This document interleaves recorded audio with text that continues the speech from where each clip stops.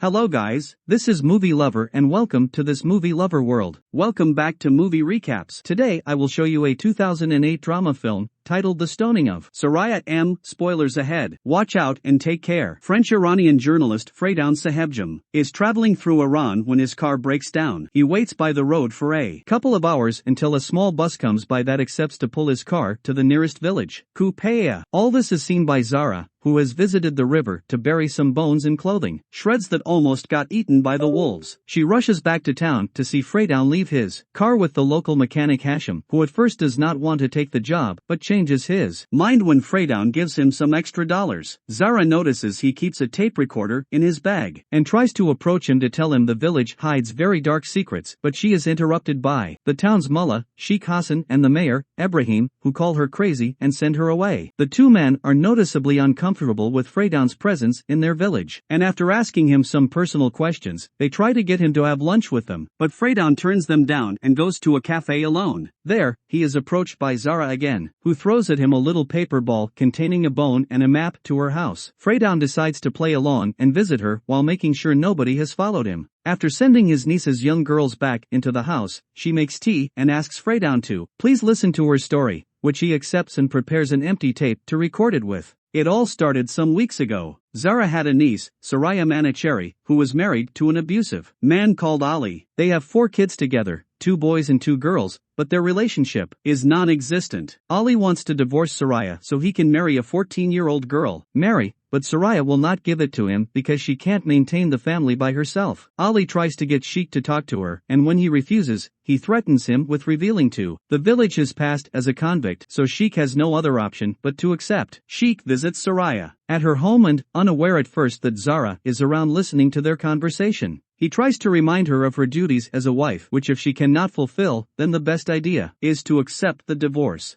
Ali will allow her to keep the girls while he takes the boys, and Zara can keep the house as well, but this is not enough for them to survive. Sheikh decides to add a little extra offer than he can provide for her and her daughters, and while doing so, he can visit Soraya and she can be a kind of temporary wife for him. At that moment, Zara steps in and kicks him out after yelling at him for treating her niece as a harlot. Once he is gone, Zara asks Soraya about her relationship with Ali, and her answer is to show her the bruises he leaves on her body whenever he takes what he wants. Some hours later, while Soraya and her kids are sharing a meal, Ali returns home and yells at her, saying she has shamed him and made him the town's laughingstock for not accepting the divorce. He starts talking to his 2 boys about all they could do if they were able to leave, turning them against her for not wanting the divorce and not having an ounce of shame when mentioning Mary in front of his children. Soraya starts accusing Ali of being a bad husband for wanting to abandon her and the girls without providing for them, but her oldest son cuts in, yelling at her and telling her not to speak like that to a man. Ali orders her to clean the table, and feeling furious at the situation, Soraya throws a plate on the floor, smashing it into pieces. When Ali tells her she owes him money for that, she finally reaches her limit, so she grabs her girls and tries to leave the house. Ali hits her twice, trying to scare her into staying, but Soraya stays brave and leaves with her daughters to stay at Zara's, who promises to speak to the mayor to get his help. She thinks she may gain his favor because he used to be into her and even tried to marry her once. Their talk is suddenly interrupted by Hashim, who comes asking for Zara's help with his terribly sick wife since the doctor is out of town. On the way to his house, Zara sees Ali in his car with another woman, but for now, she must concentrate on Hashim's wife. Sadly, however, there is nothing Zara can do. She is already dead by the time they get there. She spends the night getting her ready for burial as tradition demands, and in the morning, Soraya comes to help, kicking out all the women that already trying to take the wife's belongings without respecting her death, claiming Hashim won't need them. Once she's done with the body, Zara is called over by Sheikh, who tells her Hashim can't take care of his house and his son alone, so it would be a good idea for Soraya to help him. Zara accepts to talk to her only if her niece will get a wage for this work, money that will only be hers and Ali can't touch. Sheikh accepts the deal. As Zara leaves the building, she's stopped by Ebrahim, who warns her to watch her mouth or she will get in trouble. Soraya begins to work with Hashim, quickly gaining both his and his son's appreciation, unaware that Ali is always watching them interact from afar. Hashim treats Soraya well, and this puts her in a better mood. She starts making her own clothes and gives some of her money to Zara, who hides it and saves it so in the future she can finally have enough to divorce Ali and still support her daughters. One night, Ali talks to Sheikh and tells him he thinks Soraya is cheating on him with Hashim. The punishment for infidelity is stoning, so Sheikh thinks Ali is going too far with these accusations, knowing Soraya isn't the type to do this kind of thing. Ali just says he doesn't want to pay for her support and promises he'll find a witness so they can take this to trial, but first, he is going to start a rumor about Soraya's night visits in their little town. The following day, while helping at the bakery, Zara already hears those rumors coming from the other women's mouths. Soraya has a day off, so she goes on a picnic with her daughters and picks up some flowers that she later takes to Hashem's house as decoration. When he returns home earlier than she expected, he invites her to stay over for dinner, but she turns him down even after hearing he hates to eat alone. The following day, Zara sees Ali and Sheikh having a meeting with Ibrahim, who will only accept to put Soraya on trial if he receives actual proof or witnesses. Afterward, Zara tries to talk to him as well, accusing him of plotting with Ali and slapping him on the face when he implies Soraya may be sleeping with Hashem. After calling him Ali's slave, Zara goes to see Soraya and tries to warn her of what is going on, but Soraya thinks her aunt is just being paranoid. Meanwhile, Hashem is called to have a meeting with Ali and Sheikh so they can ask him about Soraya's behavior around him. These questions make him uncomfortable, and the fact they offer him a contract he can't read doesn't help matters, so he decides to leave. However, Ali and Sheikh follow him home and threaten to send his kid to a mental hospital or prison if he doesn't accept to be a witness on Soraya's trial. Not wanting his son to suffer, Hashem gives up and accepts to lie for them, saying Soraya sleeps in his bed and talks to him as if he was her husband. Moments later, Ali shows up at Soraya's house and drags her out to the streets, hitting her in front of a crowd while accusing her of cheating on him. Zara jumps in and gets between her and Ali, calling him out for making such a public show out of a private matter. After asking one of her neighbors to get the mayor, Zara takes Soraya to hide her in her house, and Ali follows them. There, Ibrahim arrives soon afterward and hears Ali present the proof of Soraya's infidelity. He saw them touching hands and whispering to each other like a couple while smiling. Soraya swears she never cheated, and Zara points out it isn't a crime to be nice to people. But at that moment, Hashem arrives and tells the lies Ali had manipulated him into saying. This is enough for Ibrahim to pursue a trial. He, Ali, his friends and sons, Sheikh, and even Soraya's father Morteza Ramazani are allowed to assist, but Soraya herself must wait at home. A couple of hours later, the verdict is announced by her own father. Soraya has been found guilty, and she'll be stoned in an hour. When the news reaches Zara's home, she tries to help Soraya escape, but there are men outside that push them back into the house. Accepting her fate, Soraya says goodbye to her daughters by giving them her old family jewelry, and Zara accepts taking care of them when she's gone and one day telling them the truth of what happened to their mother. In the meantime, the village men get ready for the stoning by picking up rocks and digging a hole. Even the kids are helping while Sheikh gets his beard trimmed and Ibrahim prays to his God, asking for a sign that he's doing the right thing. Soraya's youngest son comes to say goodbye as well, but the oldest still hates her and takes his brother away. As Soraya finally breaks down and starts crying, Zara tries to offer one last moment of comfort by brushing her hair and singing a song for her. When the time comes, the two of them walk through the streets together while doing their best to dodge the angry mob of men that want to insult and hit Soraya. Once they reach the place where the event will happen, Sheikh and Ibrahim once again announce the verdict and method of punishment, causing the crowd to cheer. They're suddenly interrupted, though, by a group of traveling artists that want to perform in the market, but they're kicked out before they can do anything. After removing her chatter and revealing a white dress, Soraya is tied up and lowered into a hole on the ground, which is then filled up again until only the upper half of her body is sticking out and she has no chance to escape. Zara tries to get between her and the mob, asking them to let her take Soraya's place,